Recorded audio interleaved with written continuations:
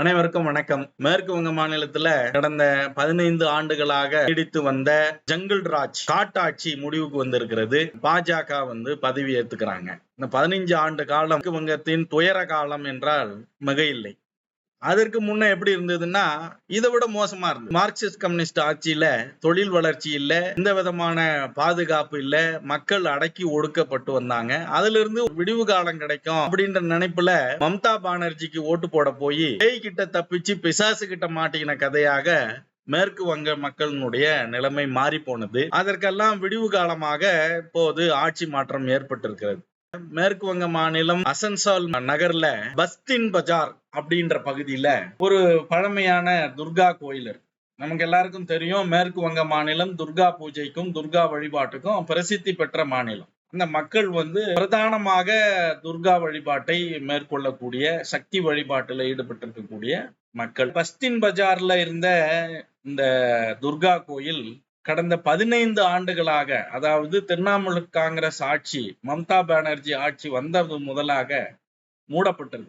மேற்கு வங்க மாநிலத்தினுடைய இரண்டாவது பிரதான நகர், பெரிய மக்கள் தொகை கொண்ட பெரிய நகரம். இந்த நகரத்துல 75% இந்துக்கள் இருக்கிறாங்க, 24% முஸ்லிம்கள் இருக்கிறாங்க. சீக்கியர்கள், புத்த மதத்தை சேர்ந்தவங்க கொஞ்சம் பேர் இருக்கிறாங்க, 1%, 1/2%. இப்படி இந்த 25% உள்ள மக்கள் இஸ்லாமியர்கள் திரிணாமுல் காங்கிரசினுடைய ஆட்சி அதிகாரத்திலும் நிர்வாக பதவிகளிலும் சேர்ந்துகிட்டு அடக்குமுறை, ஒடுக்குமுறை, இந்த இவர்களுடைய எடுப்பார் கைப்பிள்ளையாக திரிணாமுல் காங்கிரஸ் ஆட்சி காட்டாட்சியாக நடந்து கொண்டிருந்தது. அந்த வகையில இந்த துர்கா கோயில், இந்த பஸ்டின் பஜார்ல இருந்த துர்கா கோயில் கடந்த 2011-12 காலகட்டங்கள்ல மூடப்பட்டது. இது மூடப்பட்டதற்கான காரணம் சமூக பதட்டத்துக்கு காரணமா இருக்குது. இரு சமூகங்களுக்கு இடையே பதட்டத்தை ஏற்படுத்தும் விதமா இந்த கோயில் இருக்குது. துர்கா கோயில்ல சாமி கும்பிடுறது பதட்டத்தை ஏற்படுத்துது அப்படின்னு சொல்லி அந்த உள்ளாட்சி நிர்வாகம் இந்த கோயிலை பூட்டி வச்சிருக்கிறாங்க. வருஷத்துல சில நாட்கள் மட்டும் திறக்கக்கூடிய நிலைமையில இருந்த அந்த கோயில் கடந்த மே 4ஆம் தேதி வாக்கு எண்ணிக்கை முடிவுற்று பாஜக வெற்றி அப்படின்னு சொன்ன உடனடியாக அங்குள்ள மக்கள் தன்னெழுச்சியாக போய் அந்த கோயிலை திறந்து சுத்தம் செய்து வழிபாட்டை துவங்கி இருக்கிறாங்க. எல்லா நாளும், வருஷத்தின் எல்லா நாளும் இந்த கோயில் திறக்கப்பட்டிருக்கும் அப்படின்னு இப்ப சொல்லி இருக்கிறாங்க. இதுல வெளிவராத இன்னொரு சம்பவம் என்னன்னா, மார்க்சிஸ்ட் கம்யூனிஸ்ட் கட்சிக்கு சொந்தமாக ஒரு கட்சி ஆபீஸ் வடக்கு பர்கானா மாவட்டத்தில் இருந்த மஜ்லிஸ்பூர் அப்படின்ற ஊர்ல இருக்கக்கூடிய CPI-M கட்சியினுடைய கட்சி ஆபீஸ 17 ஆண்டுகளுக்கு முன்பு திரிணாமுல் காங்கிரஸ்காரங்க சூறையாடி ஆபீஸையே கைப்பற்றிக்கினாங்க. இந்த 17 ஆண்டுகளாக இந்த மார்க்சிஸ்ட் கம்யூனிஸ்டால அவங்க கட்சி ஆபீஸ மீட்டுக்க முடியல. இண்டி கூட்டணியில இந்த திரிணாமுல் காங்கிரஸ், மார்க்சிஸ்ட், CPI, காங்கிரஸ் இவங்க எல்லாமும் கூட்டணி தான், ஒரே கூட்டணி கட்சிக்காரங்க தான். தன்னோட கூட்டணி கட்சிக்காரங்க கிட்ட இருந்து தன்னோட கட்சி ஆபீஸையே மீட்க முடியாது CPI-M இந்து இயக்கங்கள் மீது, சங்கத்தின் மீது, பாஜக மீது பாசிச சக்திகள், மதவாத சக்திகள், வன்முறைய ஏற்படுத்தக்கூடிய சக்திகள் எல்லாம் இங்க ஊழையிடுறாங்க.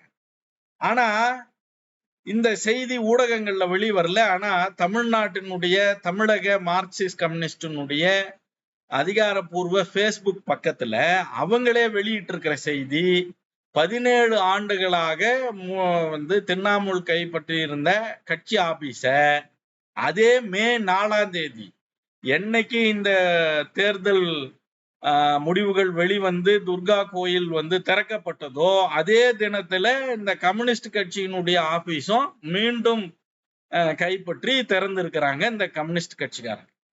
அப்ப இந்த கம்யூனிஸ்டுகள் அந்த மாநிலத்தினுடைய மக்களை மட்டுமல்ல, நம்மையும் கூட எவ்வளவு தவறாக வழிநடத்தி கொண்டிருந்திருக்கிறார்கள்.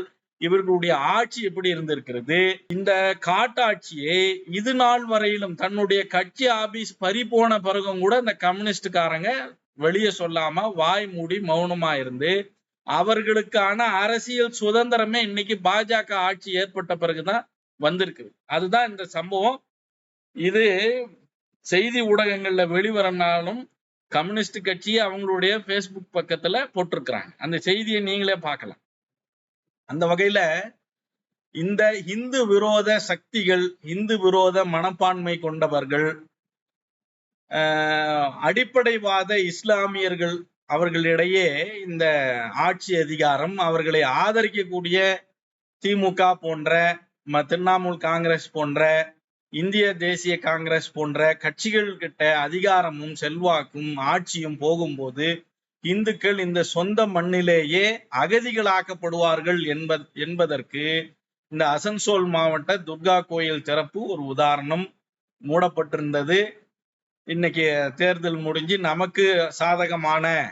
நமக்கு சாதகமான என்பதை விட அனைவரையும் ஒரு சமமாக பார்க்கக்கூடிய கட்சியினுடைய ஆட்சி வந்தவுடனே நம்மளுக்கான உரிமைகள் மீட்கப்படுகிறது.